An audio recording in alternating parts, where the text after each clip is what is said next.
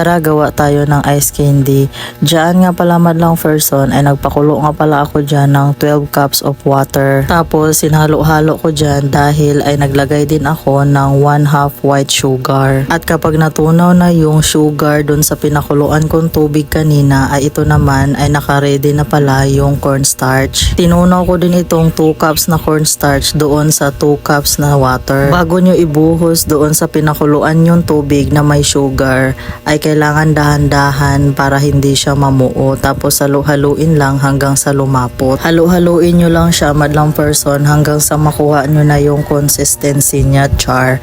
Yung lapot na lapot talaga siya, halo-halo lang. Isa rin pala ito sa pinaka best seller ngayon tag-init dahil napakainit talaga. Mabentang mabenta ito sa mga bata at pati na rin sa mga matatanda. At ayan na nga madlang person ay sobrang lapot na niyan. Kapag ganyan nakalapot madlang person, ilagay nyo na rin pala yung ibap dyan, evaporada. At kahit anong brand naman ng evaporada madlang person ay pwede rin. Tapos kung meron din kayo dyang fresh milk, edi okay din, pwede din yan. Ang sukat pala ng evaporada na inilagay ko dyan madlang person ay yung 360 ml. Puro halo-halo lang talaga ang gagawin nyo dyan madlang person hanggang sa mamekos-mekos na yung ibap at saka yung cornstarch. At kapag na mekos-mekos na yung ibap at saka yung cornstarch madlang person ay sunod mo nyo naman itong condense. Isang latang condense, ang sukat pala dyan ay 374 gram. Tulad nga ng sabi ko kanina madlang person ay halo-halo lang talaga ang gagawin nyo dyan hanggang sa makuha nyo talaga yung consistency niya. Ano na naman? At kapag na mekos-mekos nyo na yung cornstarch, ibap at condense madlang person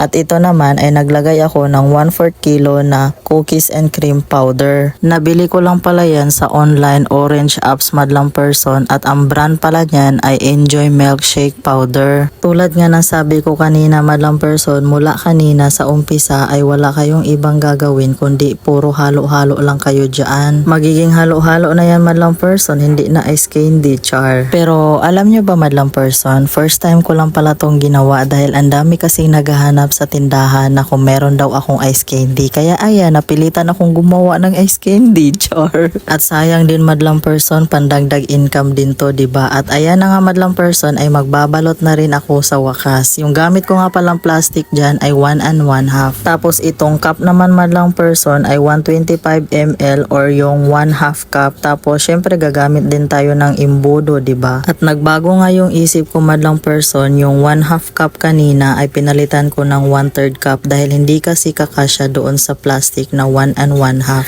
At ayan na nga madlang person, lumamig na yung cookies and cream na nagawa ko, char. So ayan, flex ko lang ito madlang person. Maraming salamat sa panonood. Bye!